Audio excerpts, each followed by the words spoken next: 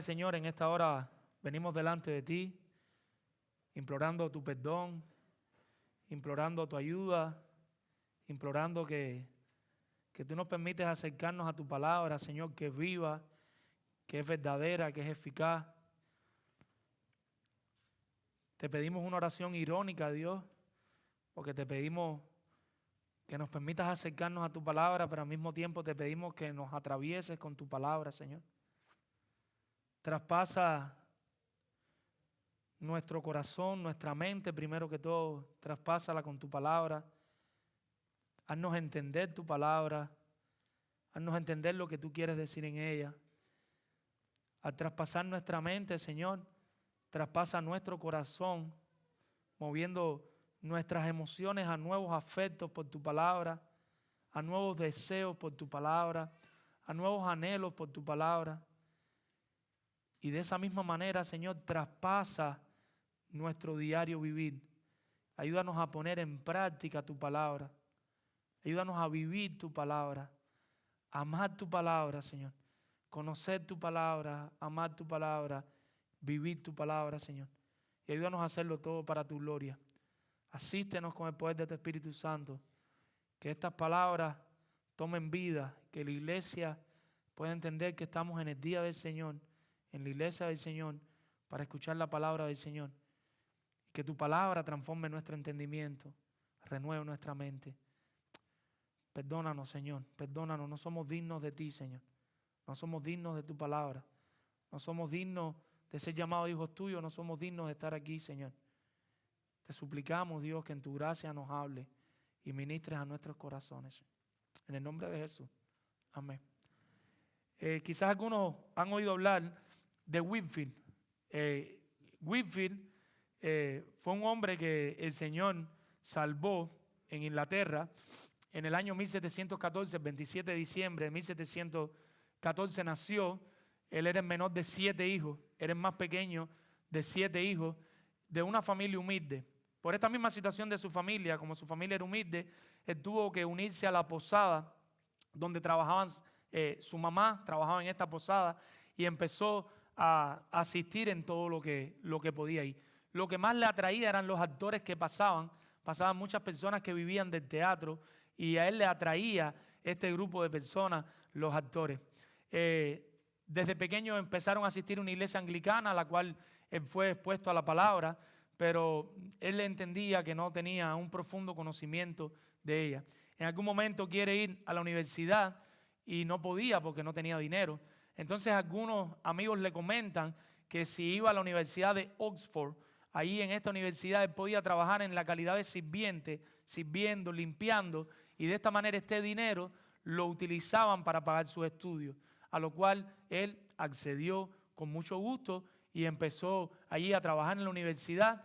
Recuerden, estas universidades eran cristianas, ahí se enseñaba la palabra de Dios y se empezó a exponer con más fuerza todavía a la palabra del Señor. En esta época conoce a Wesley, uno de los fundadores del movimiento metodista, y Wesley le regala un libro que ni el mismo Wesley se imaginaba el impacto que este libro iba a causar en la vida de Whitefield. Whitefield lee el libro y en ese momento él entiende verdaderamente el evangelio de Jesucristo. Estamos hablando de una persona que desde pequeño iba a una iglesia, que después fue a una universidad, se estuvo exponiendo en la universidad también, que después a quien le regala un libro y en ese momento él entiende el evangelio, pero al entender el evangelio, él entiende que todavía no era un verdadero creyente. No des por sentado que porque hayas nacido en un hogar cristiano, no des por sentado que repetiste una oración de fe, no des por sentado que ya leíste la Biblia 2 veces y no des por sentado que eres un verdadero creyente.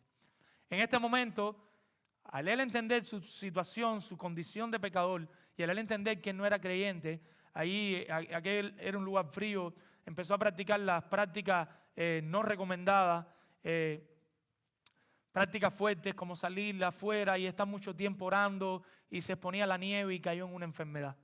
Y ahí en esta enfermedad, en una habitación, solito, tranquilo, en algún momento él siente cómo Dios lo invadió y de esa manera él pudo tener de verdad un entendimiento de su pecado y pudo entender cómo Dios derramaba de esa gracia y de esa paz que necesitaba su corazón. A partir de ahí su vida empezó a cambiar completamente. Él tiene que regresar a su pueblo, allí en su pueblo se pone bien, regresa a la universidad de nuevo, y para no ser la historia demasiado larga, en algún momento él tenía apenas 23 años y él pertenecía a la iglesia anglicana. Vamos a decir así, el clero de la iglesia anglicana entendía que aun cuando él tenía 23 años, por su carácter de creyente, él estaba listo para el ministerio, para ser un pastor. Lo nombran diácono, él está sirviendo en aquella iglesia, y hay un amigo en Inglaterra, en una iglesia vecina, que necesita una persona que predique la palabra por un tiempo. Lo invitan a él y él empieza a predicar la palabra en aquel lugar, pero como era joven se burlaban de él. Como era un muchachito, la gente no lo tenía en cuenta, pero se mantuvo fiel predicando y predicando la palabra de Dios. Poco tiempo después otro amigo necesitaba que él predicara un tiempo en su iglesia, y también fue y predicó en aquella iglesia, y las personas empezaron a sentarse alrededor del mensaje de la cruz. Él era bien enfático con el mensaje de la redención, con el mensaje del evangelio. Empezaron a publicar los sermones, a ponerlos en imprenta en los medios que había en aquel tiempo, y muchas personas estaban interesadas por el sermón que él traía de parte del Señor. En algún momento lo invitan a Estados Unidos. Quizás algunos de ustedes hayan oído el gran despertar, el gran avivamiento de los años 1700 de Jonathan Edwards y Whitefield aquí en Estados Unidos. Y estos dos hombres lo único que hicieron, ¿saben qué cosa fue? Predicar la palabra del Señor. Empezaron a predicar la palabra del Señor con una seriedad, con una intensidad, y Dios por su pura gracia empezó a mover los corazones de miles y miles de personas aquí en Estados Unidos que empezaron a escuchar el evangelio y fueron afectados por esta predicación de la palabra de Dios. El resultado fue muchas personas conociendo el evangelio y comprometidas a vivir de manera seria el evangelio en Estados Unidos y en Inglaterra cuando regresó. Él se mantuvo fiel predicando y predicando hasta que murió la palabra del Señor. Hemos puesto por título a este sermón, hablando su palabra, hablando su palabra. Y lo cierto es que los verdaderos mensajeros de Dios hablan su palabra. Los verdaderos mensajeros de Dios hablan su palabra. No hay otra cosa que un hijo de Dios, no solo un pastor, que un hijo de Dios, no hay otra cosa más interesante, más importante que nosotros tengamos que decir que no sea la predicación de la palabra de Dios. Los hijos de Dios, y en este caso los maestros, los pastores, que le toca esta responsabilidad, no hay nada más importante para hacer el domingo que predicar la palabra de Dios. Nosotros nos sorprendemos cómo hay personas que se van en un cable y otros se tiran en paracaídas y hacen todo tipo de chistes, todo tipo de manifestaciones. En un momento uno puede utilizar una jocosidad para que las personas se relajen. Somos hispanos, la mayoría, pero desde que empieza hasta que termina, chiste, chiste y chiste. 15 minutos de chiste, 3 minutos de la palabra y se acabó el sermón. Y todo el mundo lleno de la presencia de Dios para su casa, y salieron bien divertidos y nadie se ofendió porque el predicador no los ofendió, y todo el mundo está contento y con mucho ánimo. Eso no era lo que hacía Whitefield, eso no era lo que hacía Jonathan Edwards, y eso no es a lo que nos llama este texto que vamos a estar analizando hoy. Lo repito una vez más, los verdaderos mensajeros de Dios hablan su palabra. No tienen otra cosa que decir que no sea su palabra. Y nuestro primer punto en esta tarde es: callan, escuche bien, callan si no escuchan la palabra de Dios. El verdadero mensajero de Dios hace silencio si él no ha escuchado la palabra de Dios. Para esto vamos a utilizar los versículos del 1 al 7. A menos que Dios le hable, ellos no van a hablar y no van a decir: el Señor me dijo, si el Señor no les ha dicho. Ellos solo van a hablar la palabra del Señor. Versículo del 1 al 9 dice nuestro texto: el joven Samuel ministraba a Jehová en presencia de Elí, y la palabra de Jehová escaseaba en aquellos días. No había visión con frecuencia, y aconteció un día que, estando Elí acostado en su aposento, cuando sus ojos comenzaban a oscurecerse de modo que no podía ver, Samuel estaba durmiendo en el templo de Jehová, donde estaba el arca de Dios. Y antes que la lámpara de Dios fuese apagada, Jehová llamó a Samuel, y él respondió: heme aquí. Y corriendo luego Elí dijo: heme aquí, ¿para qué me llamaste? Y Elí le dijo: yo no he llamado, vuelve y acuéstate. Y él se volvió y se acostó. Y Jehová volvió a llamar otra vez a Samuel. Y levantándose Samuel, vino Elí y dijo: heme aquí, ¿para qué me has llamado? Y él dijo: hijo mío, yo no he llamado, vuelve y acuéstate. Y Samuel no había conocido aún a Jehová. Escuche bien, esto es importante. Ni la palabra de Jehová le había sido revelada. Jehová pues llamó la tercera vez a Samuel. Y él se levantó y vino Elí y dijo: heme aquí, ¿para qué me has llamado? Entonces entendió Elí que Jehová llamaba al joven.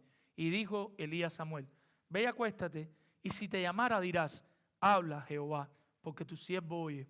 Así se fue Samuel y así se acostó en su lugar. Algunos historiadores creen que el joven Samuel tenía alrededor de 12 años, pero Josefo, entre otros, pero no podemos ser específicos en esto. Quizás tenía 20 años, pero estamos hablando de un joven de 12, 20 años, un joven que está sirviendo en el tabernáculo. Recuerden, no era el templo, se utiliza mucho la palabra templo, pero todavía era el tabernáculo. Y él está ahí sirviendo en el tabernáculo con este sacerdote de muchos años. Este sacerdote ya de tanta edad que dice que sus ojos no podían ver. Dice nuestro texto que él se estaba quedando ciego.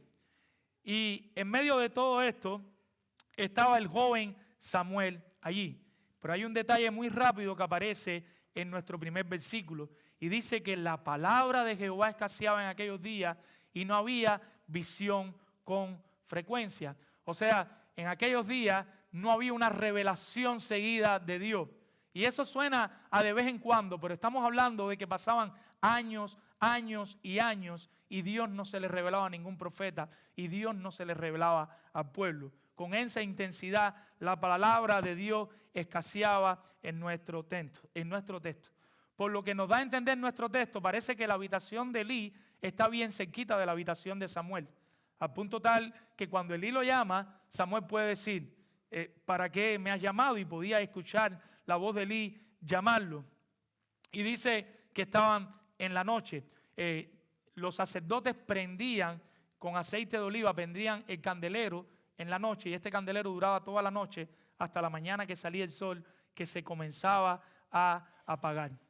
Cuando nosotros vamos al capítulo 4, versículo 15, dice: y era Elí de edad de 98 años y sus ojos se habían oscurecido de modo que no podía ver. O sea, Samuel está sirviendo con un sacerdote de mucha edad que ya casi se está quedando ciego. De pronto Samuel está durmiendo, ya es la noche, y Samuel siente literalmente cómo mencionan su nombre. Y le dicen: Samuel, Samuel. Él no sabe quién lo está llamando. Él se imagina: me está llamando el sacerdote. Puede ser que por la edad del sacerdote en muchas otras ocasiones el sacerdote lo hubiera llamado para cualquier cosa. Estamos hablando de una persona de muchos años que se está quedando casi ciega. Cuando él llega allí, nosotros vemos el respeto de Samuel por este sacerdote, la manera en que él le responde, y vemos la obediencia de Samuel. Y él está allí y llega donde está él, y dice nuestro texto que le dice, me perdí completamente, Samuel estaba durmiendo y antes que se apagara la lámpara, Jehová llamó a Samuel y corriendo a Elí dijo: heme aquí, ¿para qué me llamaste? Y Elí le dice: yo no te he llamado. Sería un equivalente a: Elí, estoy aquí. ¿Qué necesitas, Elí? ¿Qué puedo hacer por ti, Elí? ¿En qué te puedo servir? Si algo era Samuel en ese momento, era un siervo de Dios. Ya Samuel tenía el corazón de un siervo de Dios. Y la historia se empieza a repetir.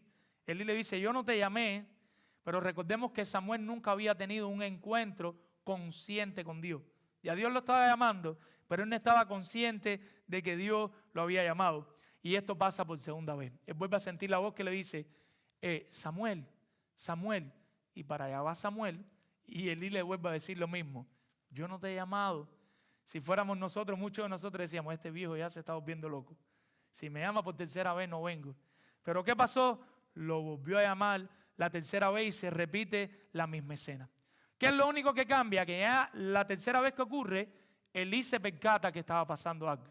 Elí se percata y podemos inferir que Elí sí había tenido encuentros con Dios. Dios sí le había hablado de Elí. Recuerda cuando estábamos en Ana, que él le dice a Ana: vete a tu casa porque sí vas a concebir. Posiblemente eso era una profecía. Dios le había dicho en el momento de la oración: ve y dile que sí, que ella va a concebir. Y como él lo sabe, le dice: mira, cuando te vuelva a suceder esto, lo que tú tienes que decirle es: habla porque tu siervo escucha. Habla porque tu siervo escucha. Y nosotros vemos cómo Elí no tuvo temor a vaciarse completamente en Samuel.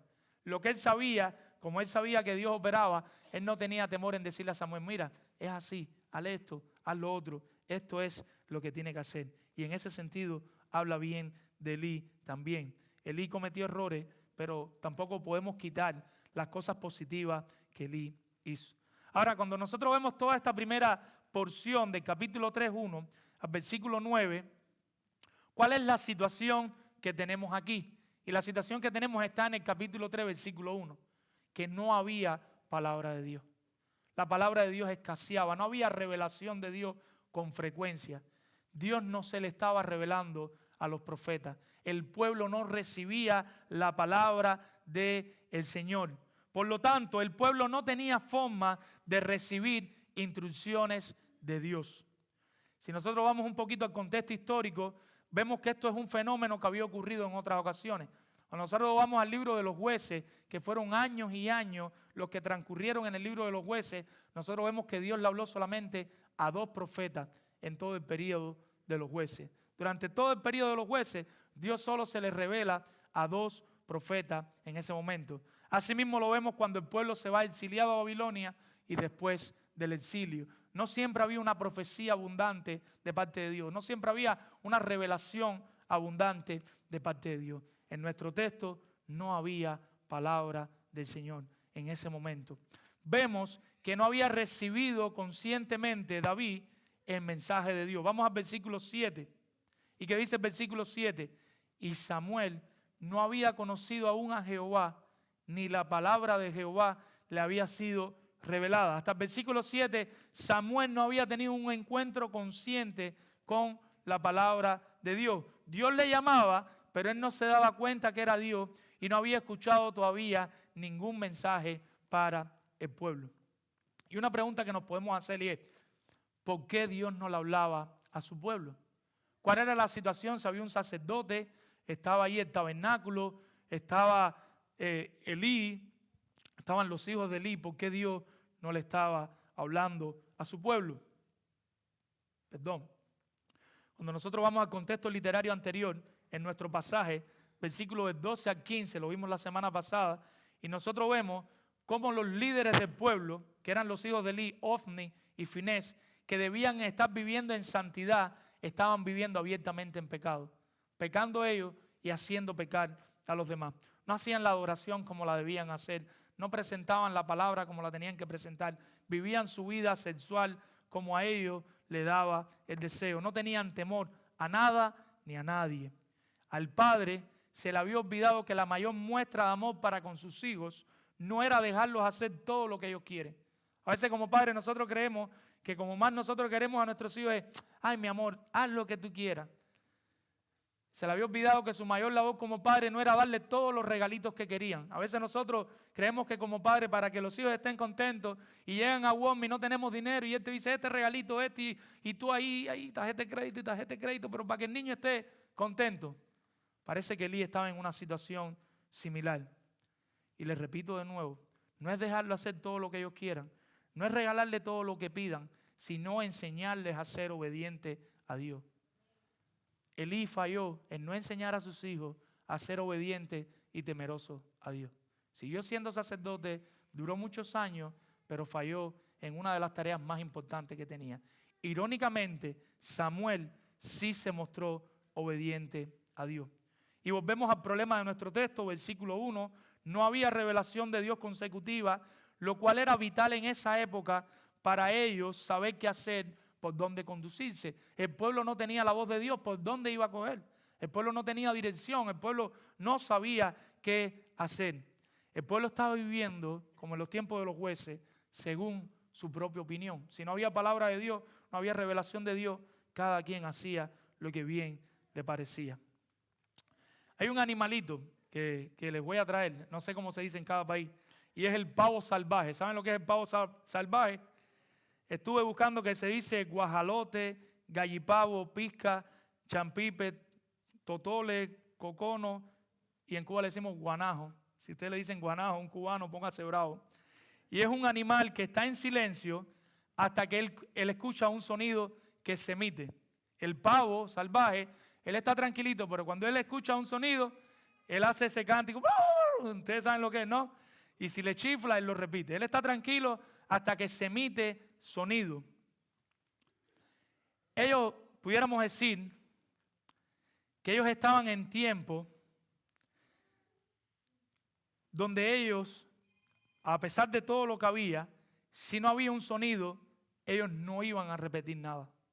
A pesar de todo lo que había, si no había un sonido, ellos no iban a hablar de parte de Dios si no había palabra de Dios. Por eso nosotros vemos que no vemos ni a Elí ni a Samuel diciendo, porque el Señor dijo. Porque como no había revelación, ¿cómo estaban ellos? En silencio. Y eso es algo bueno de destacar. Si bien no había revelación de Dios por el pecado, pero por otra parte ni Elí ni Samuel estaban diciendo, Dios dijo, cuando Dios no había dicho. En Juan capítulo 12, versos del 44 al 50, nosotros encontramos a Jesús predicando el Evangelio y en el versículo 49 él le responde, él le recuerda a sus oyentes, porque yo no he hablado por mi propia cuenta. El Padre que me envió, Él me dio mandamiento de lo que he de decir y de lo que he de hablar. Versículo 50. Así que su mandamiento es vida eterna. Así pues, lo que yo hablo, lo hablo como el Padre me lo ha dicho. Jesucristo, que era el Hijo de Dios, el único Hijo que Dios tiene, Jesucristo solo se limitaba a hablar las palabras que le daba el Padre.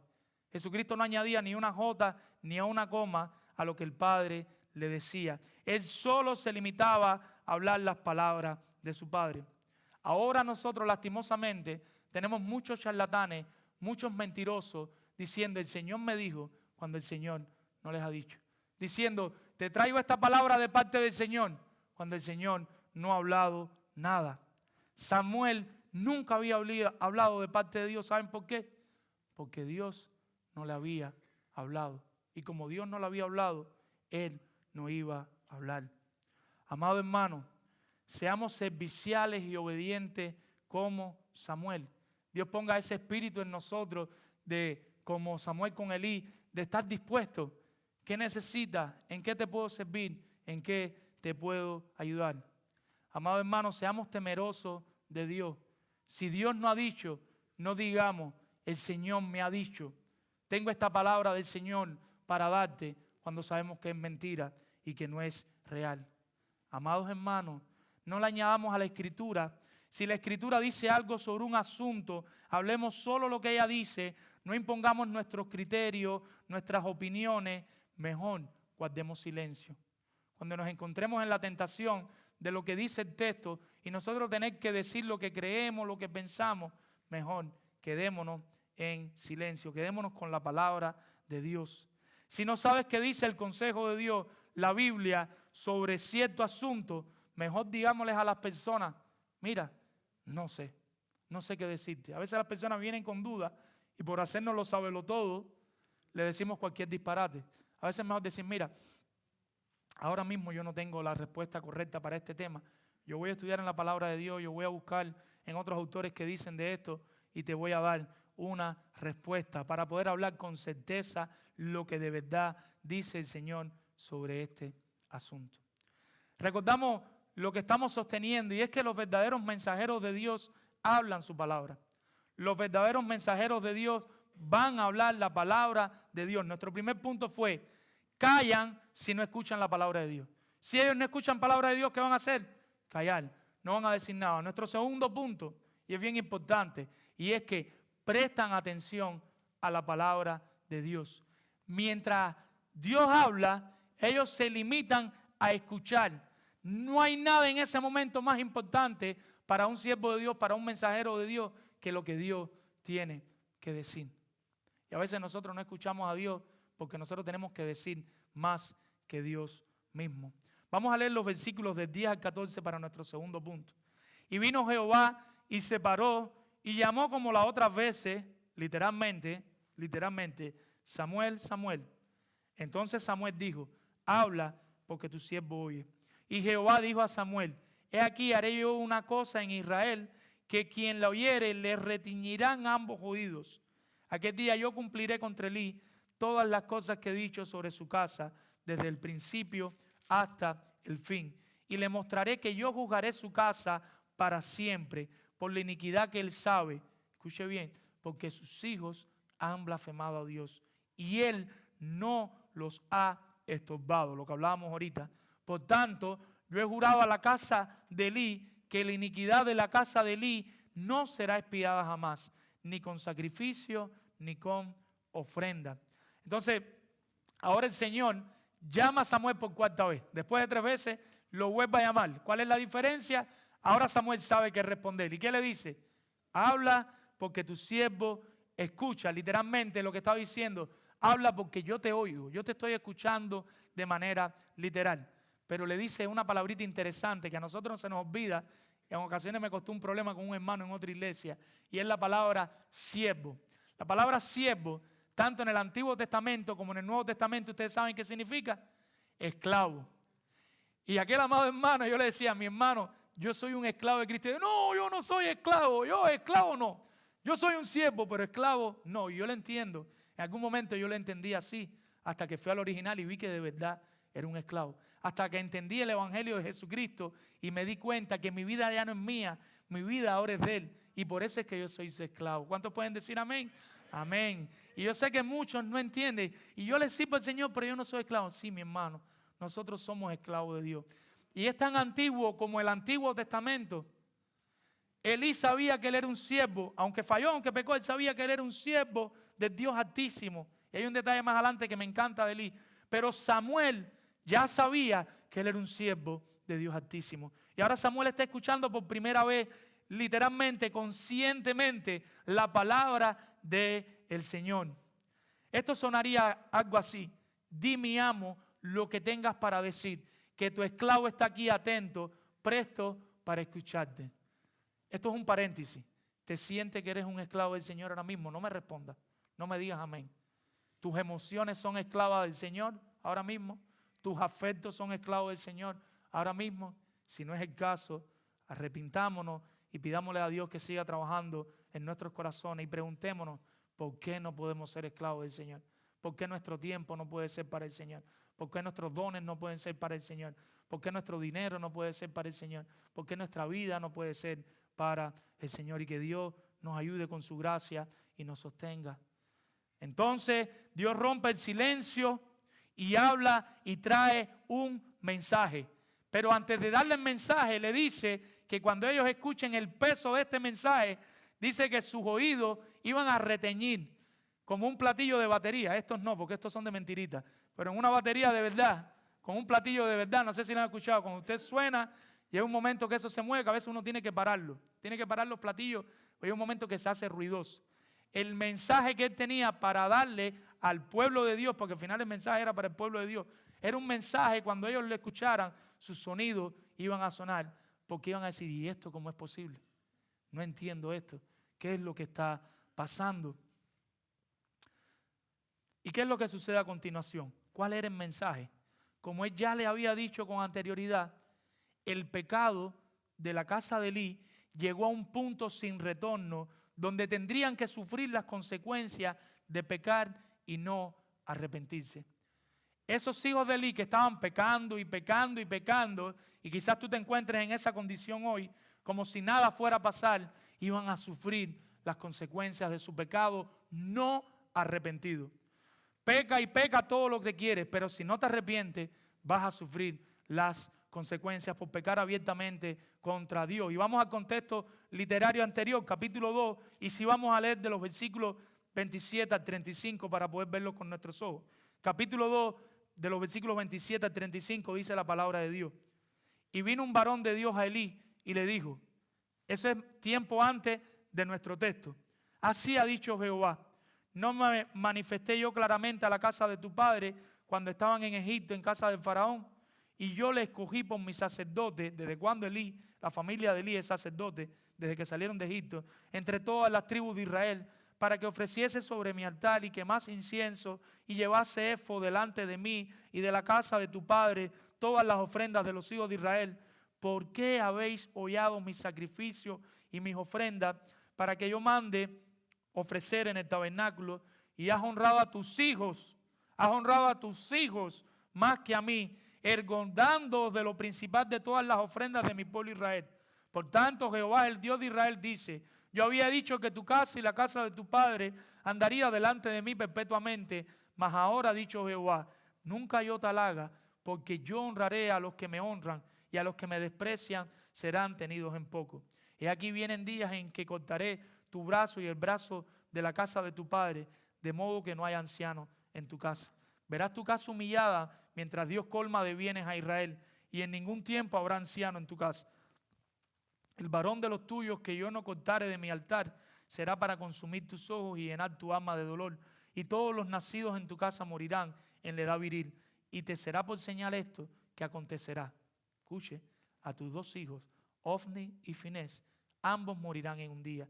Y yo me suscitaré, esto es importante, versículo 35, ya Dios lo sabía antes del capítulo 3, un sacerdote fiel que haga conforme a mi corazón y a mi alma, y yo le edificaré casa firme y andará delante de mi ungido todos los días.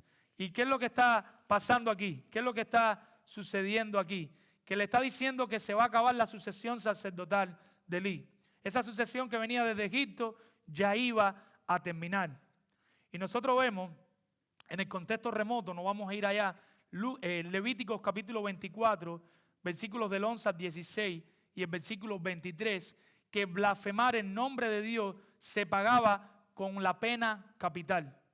En el Antiguo Testamento, en la ley de Dios, estaba establecido que si tú blasfemabas abiertamente en nombre de Dios, las consecuencias eran la muerte. Estos hombres, dice nuestro texto que leímos, que habían blasfemado, habían sido irrespetuosos, insolentes con Dios de muchas maneras, al punto tal que no solo se dañaban ellos, sino que dañaban también a los que estaban alrededor de ellos. Y lo más interesante, lo más importante, nunca se arrepintieron. Nunca se arrepintieron. No fue solo que pecaron abiertamente, fue que fue un pecado sin retorno, y nunca llegaron a arrepentirse. Ellos no tuvieron en cuenta a su padre, ni a Dios, ni a nadie. Por lo tanto, quedaron desechados delante de Dios. Y cuando nosotros vamos al al contexto literario posterior, capítulo 4, versículo 11 y capítulo 4, versículo 18, vemos que tanto ellos dos como Elí mueren. O sea, lo que se había dicho que iba a suceder, sucede por el pecado de estos hombres. Cuando el pueblo escuchara este mensaje, quedarían perplejos, anonadados, pero, un pero importante, recordarían que Dios seguía al tanto de la situación del pueblo. Porque a nosotros muchas veces nos pasa que cuando vemos pecado, nosotros decimos: pero ven acá, pero Dios no ve esto. No, mi hermano, Dios sabe todas las cosas, Dios conoce todas las situaciones, Dios está al control de todo. Y la misma palabra después en el Nuevo Testamento nos enseña que la paga del pecado, ¿cuál es? La muerte. Versículo del 12 al 14. Y vamos a leerlo de nuevo, capítulo 3, del 12 al 14. ¿Y qué es lo que pasa? He aquí yo cumpliré contra Elí, ese era el mensaje de que estamos hablando, todas las cosas que he dicho sobre su casa, ya lo había profetizado antes, desde el principio hasta el fin, y le mostraré que yo juzgaré su casa para siempre por la iniquidad que él sabe, porque sus hijos, ¿qué hicieron? Han blasfemado a Dios, y él no los ha estorbado. Ellos pecaron y a él no le interesó. Por tanto, yo he jurado a la casa de Elí que la iniquidad de la casa de Elí no será expiada jamás, ni con sacrificio, ni con ofrenda. Llegaron a un punto de no retorno. Entonces tenemos unos sacerdotes blasfemos que no prestaban atención a Dios, por lo tanto, Dios no les iba a dirigir palabra. Por eso Dios, nunca encontramos Ofni o Elí diciendo: porque el Señor me dijo, porque Dios no le iba a dirigir palabra a esos falsos sacerdotes, a esos mentirosos. Pero ¿qué dice el capítulo 2, versículo 26? Y sé que estoy jugando un poquito con la Biblia de ustedes hoy, pero es importante que entendamos que nuestro pasaje tiene un contexto anterior, posterior, y que todo se relaciona y todo es importante para ver nuestro texto. En medio de esta situación decadente, donde hay unos sacerdotes corruptos que no están haciendo la voluntad de Dios, y en medio donde hay un padre de los sacerdotes que tampoco hizo nada para parar a sus hijos, como consecuencia la palabra de Dios no llega con frecuencia, Dios no está hablando, el pueblo de Dios no sabe qué hacer. En medio de eso, ¿qué es lo que pasa? Capítulo versículo 26. Y el joven Samuel iba creciendo y era acepto delante de Dios y delante de los hombres. En medio de eso, Dios estaba levantando una persona que estaba viviendo de acuerdo a su palabra delante de él y delante de las demás personas. Porque un día iba a fungir como profeta para hablar al pueblo de Dios, delante de Dios y de parte de Dios. Dios estaba preservando a Samuel para sus planes y para sus propósitos. ¿Recuerdan la predicación pasada? Nosotros estamos adaptados en la historia, pero recuerden, dentro de la historia hay una historia de redención que Dios está llevando a cabo, que es la historia más importante. Nosotros nos perdemos mucho con la historia. La historia tiene algo que decirnos y es importante, pero dentro de esa historia nosotros vemos cómo Dios va preservando un sacerdote para él. Uno que tendría credibilidad ante el pueblo. Este nuevo sacerdote era uno que estaba dispuesto a prestar atención a la palabra de Dios. Por eso puede decir, habla que tu siervo escucha. Ahora, viendo todo el panorama, nosotros podemos percibir cómo Dios no le dio un hijo a Ana. Y ahora entendemos que Ana no tiene hijo. ¿Y qué hace Dios? Mueve a Ana para que Ana vaya delante de él en oración. Y cuando Ana va delante de él en oración, nosotros vemos cómo Dios mueve a Ana para que consagre su hijo a Dios. Y Ana consagra a su hijo a Dios. Y ahora nosotros vemos cómo el hijo que Dios le da, Dios lo va preservando en medio de tanta corrupción. Imagínense ese niño en ese tabernáculo viendo a los sacerdotes corruptos haciendo lo que le daba el deseo. Y aún así se mantenía fiel, se mantenía fiel, se mantenía fiel. Porque Dios iba a levantar un profeta de este sacerdote. Y Dios estaba preservando al niño. Porque el pueblo necesitaba un nuevo sacerdote con buen testimonio delante de Dios y de los hombres, que hablara a los hombres de parte de Dios. Pero ¿saben qué, mi amado hermano? Un día Dios levantaría a otro sacerdote que fungiera no solo como profeta, sino como el profeta más seguro que necesita todo el pueblo de Dios. ¿Saben quién es ese profeta? Jesucristo. Y un día Dios levantó al profeta más seguro y confiable, que era Jesucristo. Hebreos capítulo 1, versículo del 1 al 4, dice, en los tiempos postreros, Dios nos hablaba por los profetas, pero que ahora les iba a hablar por su Hijo. Y Juan nos recuerda en el capítulo 1, versículo 1, que Jesucristo, ¿qué cosa es? El verbo. Jesucristo es la palabra. Cristo es la palabra misma, mi hermano. Si usted no lo sabe, Cristo está en todas las páginas de la Biblia. Cada libro de la Biblia apunta a Jesucristo. Cada libro de la Biblia apunta a la historia de la redención. Y toda la Biblia tenemos que verla apuntando a Cristo, a lo que pasó en la cruz y a lo que va a pasar ahora con nosotros cuando creemos y nos arrepentimos de nuestros pecados. Si nosotros vemos la Biblia como un libro de cuentos, nosotros no somos dignos de llamarnos cristianos.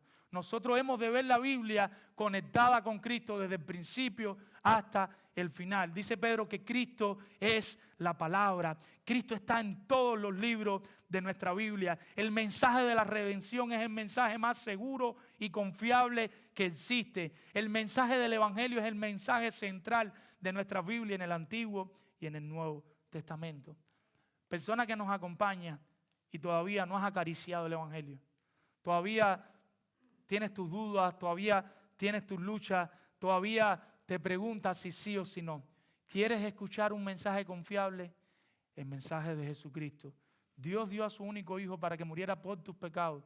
Su Hijo vino y murió y resucitó al tercer día para que todo aquel que cree en Él no se pierda, mas tenga vida eterna. Si tú nos visitas, ya sea que nos visites, o ya sea que naciste en un hogar cristiano, ya sea que has visitado universidades cristianas, ya sea que llevas años en esta iglesia o hasta estás sirviendo en la oración, en la finanza o en cualquier otra cosa y no has tenido un encuentro real con Jesucristo, hoy es tu día de salvación. Arrepiéntete y cree en Cristo. Yo no te voy a mandar a levantar la mano, yo no te voy a mandar a pasar al frente, pero ahí donde estás en tu puesto, pídele al Señor que siga trabajando con tu vida y con tu corazón. Cuando llegues a tu casa y estés solo ahí con tu almohada en la oscuridad de la noche, habla con Dios y dile lo que ese muchachito me dijo, yo lo quiero para mí, Señor. Yo quiero creer en ti, ayuda a mi incredulidad. Con Dios puedes ser sincero y con Dios puedes expresarle todo lo que tú quieres, pero necesitas a Cristo en tu vida. Te han engañado, te han mentido, te han hecho muchas historias, muchos cuentos. La historia de Cristo es real y la historia de Cristo es la historia que necesita tu alma. Iglesia, ¿quieren escuchar un mensaje seguro? Por favor, estudien su Biblia, excaven en ella, sáquenle todo el provecho a la palabra del Señor, para que vean el mensaje de Jesucristo en cada página de la Escritura de una manera segura. Pero una buena pregunta, iglesia, y es, ¿con qué actitud nos vamos a acercar a la palabra del Señor? Y les preguntaría, ¿están prestando atención a lo que te dice Dios en su palabra? Cuando te acercas a la Biblia, a leer la Biblia, ¿estás prestando atención a lo que Dios te dice en su palabra? Ahora estamos hablando en los grupos de vida de parte de Dios, estamos hablando de la membresía bíblica. Cuando tú te tomas, te tornas, cuando tú chocas con un tema como la membresía bíblica y te estamos explicando bíblicamente por qué la membresía es bíblica y por qué cada persona que visita una iglesia, no esta, cualquier iglesia, si estás visitando regularmente una iglesia, el ánimo de tu corazón, el anhelo de tu corazón bíblicamente debe ser querer hacerte miembro de esa iglesia. ¿Cómo? ¿Cuál es tu actitud ante de lo que te demanda la palabra del Señor? ¿Cómo vas a obedecer la palabra de Dios? Dios ha establecido que el Señor, en el día del Señor, hoy domingo, ustedes me ven aquí haciendo todas estas murumacas y con este traje y buscando, ¿saben por qué cosa es? Porque yo entiendo que este es el día del Señor. Y yo entiendo de parte de Dios que este es el mensaje que Dios tenía para tu corazón hoy, porque así lo enseña la Biblia.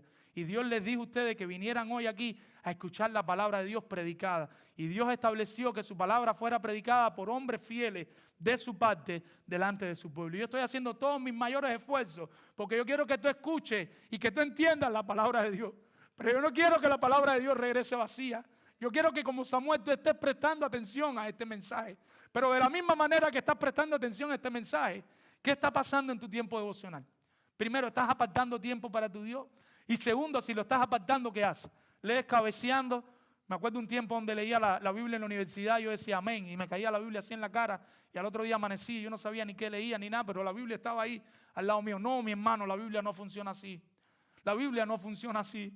La Biblia es para leerla, para meditarla, para pedirle a Dios que hable en tu palabra. Y hay muchas formas, hay de los que van apretaditos, de los que van más largos, de los que leen 10 capítulos, pero sea cual sea tu forma, proponte en tu corazón cuando te acercas a la palabra de Dios, decirle, Señor, ¿qué tienes para decirme?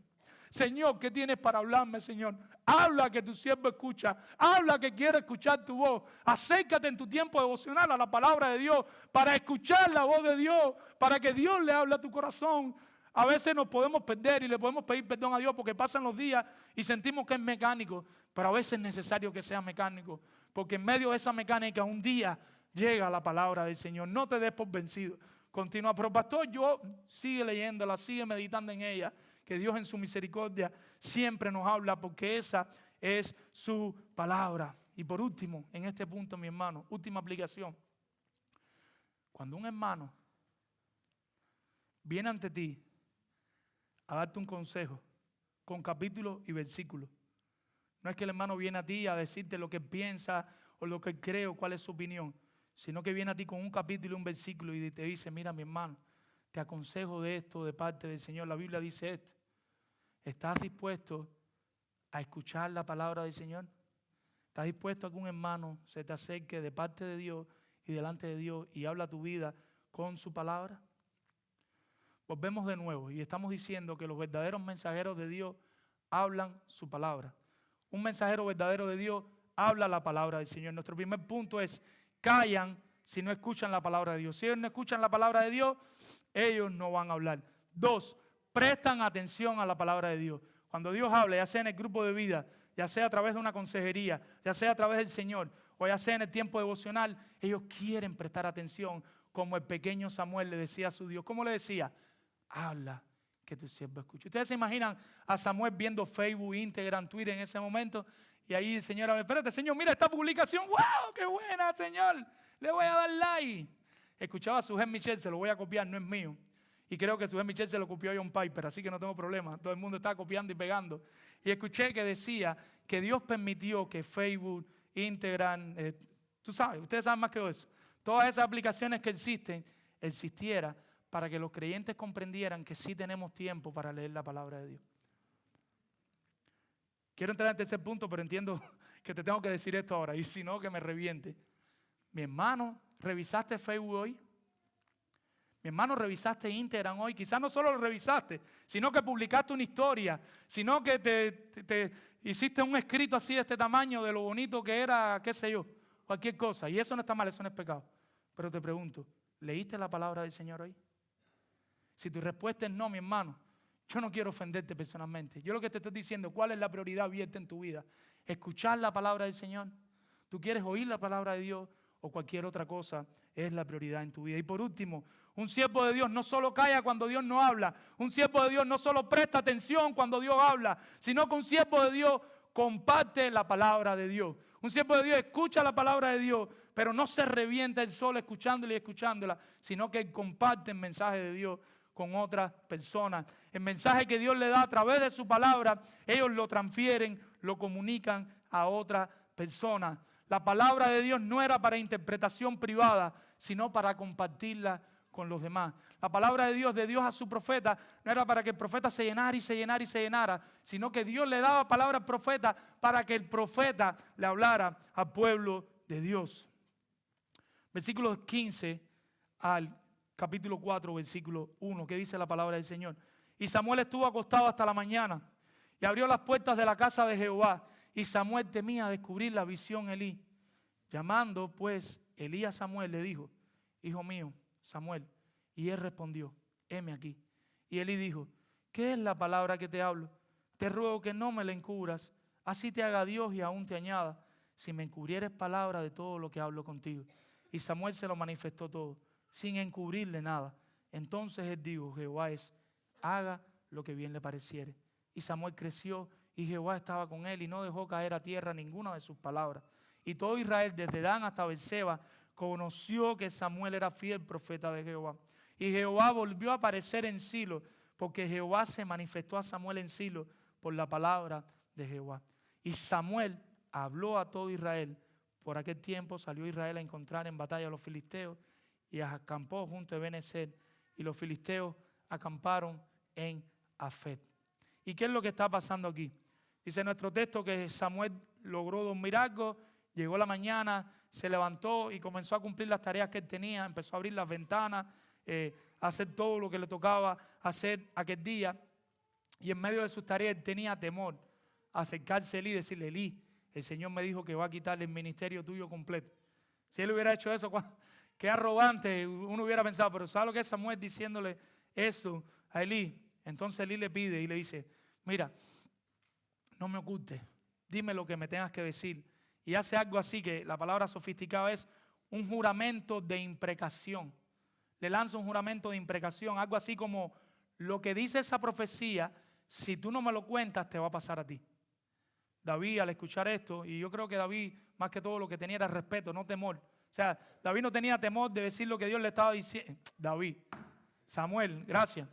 Samuel, están atendiendo, gracias a Dios. Samuel no tenía temor, porque es que todo el libro después habla de David. Samuel no tenía temor de decir lo que Dios le estaba diciendo, sino que era un respeto por aquel anciano que lo había adoptado, que era como su padre y que lo tenía en su casa. Y él no quería darle la noticia. Ahora Elí lanza esa advertencia, ahora él le cuenta lo que te tiene que decir. Samuel se lo cuenta todo. Y Elí tiene un entendimiento, escuche bien, para mí esto es importante también. Elí tiene un entendimiento de la soberanía de Dios que muchos creyentes modernos no teníamos, ni tenemos todavía. ¿Y qué es lo que dice Elí? Y él dice: Él es el Dios, puede hacer lo que Él quiera y lo que Él quiere está bien. ¿Cuántos de nosotros hoy pudiéramos decir: Dios es Dios y Dios puede hacer lo que quiera y lo que Dios, no me respondan, y lo que Dios haga está bien? Nosotros no descansamos en la soberanía de Dios. A la primer prueba, a la primera situación difícil, a la primera cosa que nos dicen que no nos gustan, nosotros no descansamos en la soberanía de Dios. Nosotros no vamos delante de Dios en paz. Y este hombre tenía paz. Este hombre le están diciendo que por años y años y años el sacerdocio desde Egipto había estado en su familia. Le están diciendo que sus hijos iban a morir, sus dos hijos, los que tenía, iban a morir. Y en medio de eso este hombre está diciendo, Él es Dios, lo que Él haga está bien. De verdad que yo quisiera que cada día esa sea más una oración para mi vida. Sea lo que sea que venga a mi vida, Señor, estoy bien con mi Dios. Estoy bien con mi Dios. Y Samuel ya no era un joven, ya está más grande, dice el texto, y todos lo tenían por profeta de Dios. Personas empezaron a ver su carácter y empezaron a escuchar el mensaje que él daba de parte de Dios, porque si no hubiera un mensaje de parte de Dios, las personas no lo verían como profeta de Dios.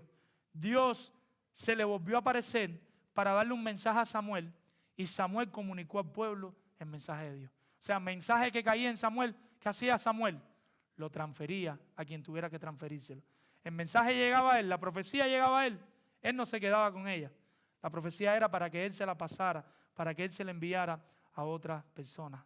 El pueblo, escuche porque esto es central, necesitaba un profeta que escuchara a Dios, pero que también dijera sin omisión y sin añadir lo que Dios quería decir.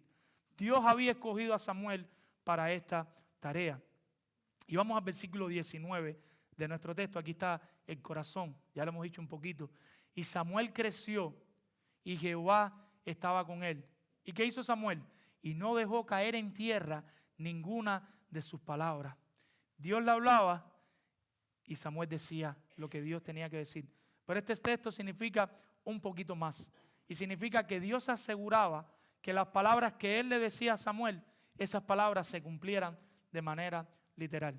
Al punto tal que llegó un momento que cuando Samuel hablaba, la gente entendía que era la palabra de Dios. Dios respaldaba el mensaje que Samuel entregara.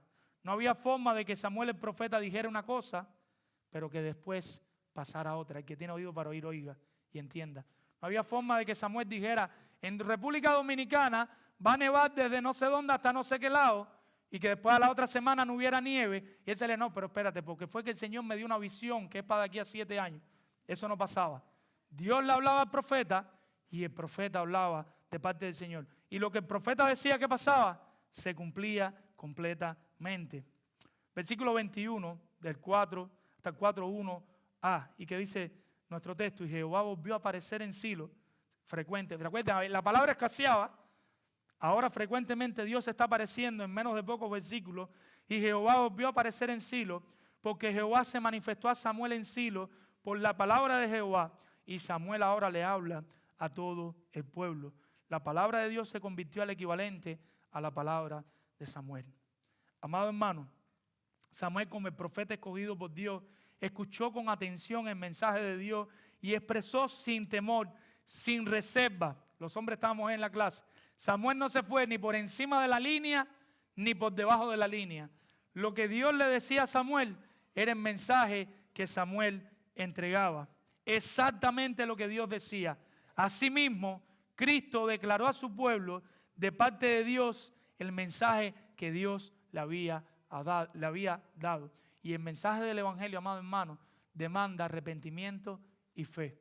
Como mismo los hijos de él llegaron a un punto de pecado sin retorno, sin arrepentimiento, puede que tú te encuentres hoy aquí viviendo una vida sin arrepentimiento.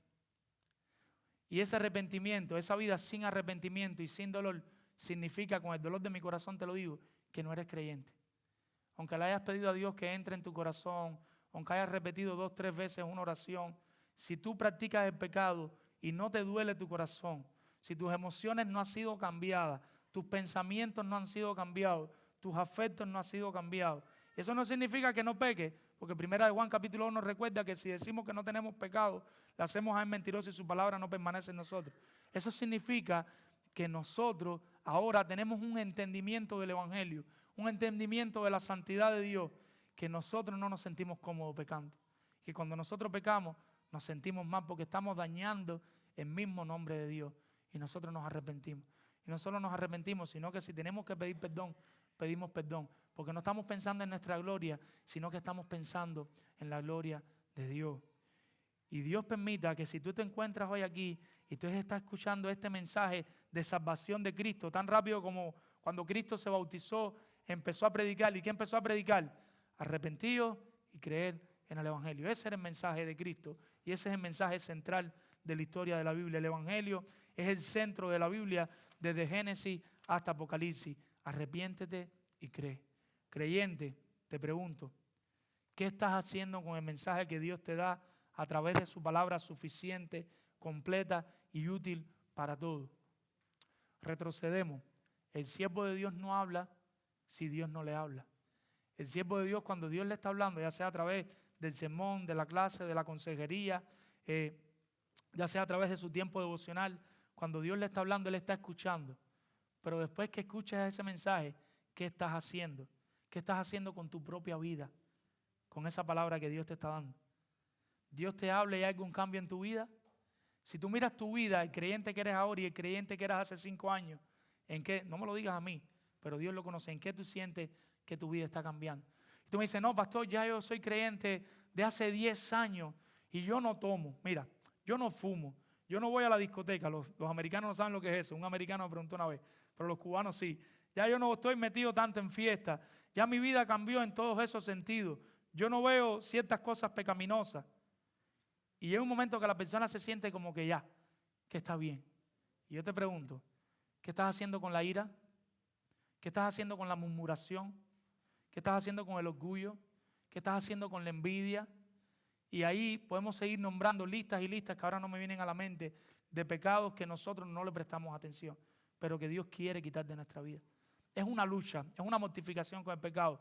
No es de un día para otro, pero es una batalla que tenemos que tener consciente en nuestra mente de que a Dios no le agrada eso que estamos haciendo. Eso no significa que en algún momento caemos, pero caemos y como decíamos una vez, descansamos en la gracia de Dios, nos levantamos. Pero ¿qué estás haciendo con el mensaje de Dios para tu corazón? Porque lo más fácil para nosotros es enojarnos con el predicador. Lo más fácil para nosotros es enojarnos con Dios mismo. Pero qué diferente fuera si aceptáramos esa palabra y si nos propusiéramos vivir la palabra.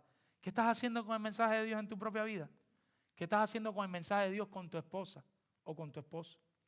En ocasiones Dios nos está dando una palabra clave y sabemos que tenemos que decirle, mi amor, mira, siéntate aquí, ya sea el esposo o la esposa. Mira, la palabra de Dios dice esto, esto y esto, y tú no lo estás haciendo, mi amor. Tú no estás tomando el liderazgo en nuestro hogar. Tengo que estar yo haciendo todas las cosas y tú sentado viendo televisión ahí la noche entera. Tú no haces nada, tú no les estás enseñando la Biblia a los niños, con amor, con respeto. Recuerde leer la cabeza del hogar. Pero en ocasiones hay que sentarse, porque si Dios te está ministrando, si Dios te está dando esa palabra, tienes que ministrarle a tu esposo. En el caso de las esposas, tal vez se ha parecido. Amor, la comida no está hecha. Estoy yo haciendo todas las cosas y tú no apoyas. Yo baño a los niños, yo cocino, yo duermo a los niños y tú estás Facebook, celular, YouTube. Amor, eso no es bíblico. Tú eres mi ayuda idónea, tenemos que estar juntos los dos en esta batalla porque podemos encontrarnos de todo en la viña del Señor. ¿Qué estás haciendo cuando Dios te da palabra para tus hijos? Recuerden lo que le pasó a Elí. Sabes que tus hijos están en rebeldía y te pregunto, ¿estás disciplinando y amonestando a tus hijos bíblicamente? Pero también estás instruyendo, porque nos podemos encontrar ya por la gracia de Dios estableciendo disciplina bíblica, pero estás instruyendo a tus hijos diciéndole en qué estás fallando, por qué están fallando y cómo lo deberían hacer. Estás haciendo ese trabajo con tus hijos, con tus hermanos que te rodean. Mira al hermano que está a tu derecha y mira al hermano que está a tu izquierda. Míralo un momento, míralo, no me miren a mí, mírenlo. Míralo, yo sé que le suena extraño, pero mira al hermano. Y quizás sabes que tu hermano tiene un área en su corazón donde necesita ser ministrado. Y le vuelvo a repetir, mi hermano, ojo, énfasis, con capítulo y versículo. Nosotros no podemos hacer las cosas por capricho. No, porque no me gusta el color de su ropa o porque no me gusta el pelo. No, mi hermano. Capítulo y versículo, un pecado que no solo lo daña a él, porque hay pecados y pecados, sino que es un pecado que quizás ya está dañando también a otras personas. Por amor al hermano, por amor a los que lo rodean. Porque quizás el pecado del hermano es un pecado que lo viste tú solo de manera microscópica y nadie lo ve. Yo no estoy diciendo que, pero quizás no te toca a ti señalarlo. No sé si me va a entender, le estoy hablando un poquito extraño, pero hay pecados visibles, pecados que nos dañan a nosotros, que pueden dañar a nuestra familia, hasta a nuestros hijos, y quizás toque con capítulo y versículo. Si Dios te dio la palabra, ¿cómo, iba a decir David de nuevo, como Samuel, compartir la palabra? Pero el último de mi lista, no voy a decir que es más importante, pero es muy importante. Y es qué estás haciendo con el mundo perdido que está a tu alrededor. ¿Qué estás haciendo con los incrédulos? Ya la palabra de redención, el evangelio de salvación llegó a tu vida y te arrepentiste y creíste. ¿Qué estás haciendo con las demás personas que no conocen la palabra del Señor? Quizás son tus hijos, quizás son tus vecinos, tus hermanos, tu papá, tu mamá, tu abuela, tus compañeros de trabajo, tu centro de trabajo, debería ser tu primer campo de evangelismo, tu primer campo misionero. Después de tu hogar. Tu hogar es el primero, lo dije mal. Y tu centro de trabajo debería ser el segundo. Hay hermanos que me dicen, pastor, pero no tengo tiempo los sábados para ir a evangelizar. No vayas los sábados a evangelizar en el centro de trabajo. Pero pastor, mi jefe no me deja predicar el trabajo. No hay problema. Yo te enseño. Hay una cosa que se llama lunch. Y hay una cosa que se llama break. Y hay otra que se llama antes y después del trabajo. Sacrifica 10 minutos de tu trabajo y dile a tu compañero, empieza a llegar 10 minutos más temprano y vamos a leer la Biblia juntos. En el tiempo de almuerzo, llévale algo de comer y en ese tiempo de almuerzo empieza a compartirle algo del Evangelio. O cuando se acabe el trabajo, dile a tu esposa, amada mía, hermosa mía, preciosa mía, voy a llegar 15 minutos más tarde porque voy a estar con Rodolfo compartiéndole el Evangelio por no sé qué tiempo. Tenemos el centro, el campo de trabajo grandísimo y eficiente al lado nuestro. Amado hermano, ¿tiendes a irte por encima de la línea, legalismo, o tiendes a irte por debajo de la línea, liberales? Oremos que Dios nos dé el valor necesario para con gracia, con palabras llenas de amor y sazonadas con sal, enseñar todo el consejo de Dios. Vamos a orar. Padre, Señor, gracias por tu palabra, gracias por tu bondad, por tu amor, Señor.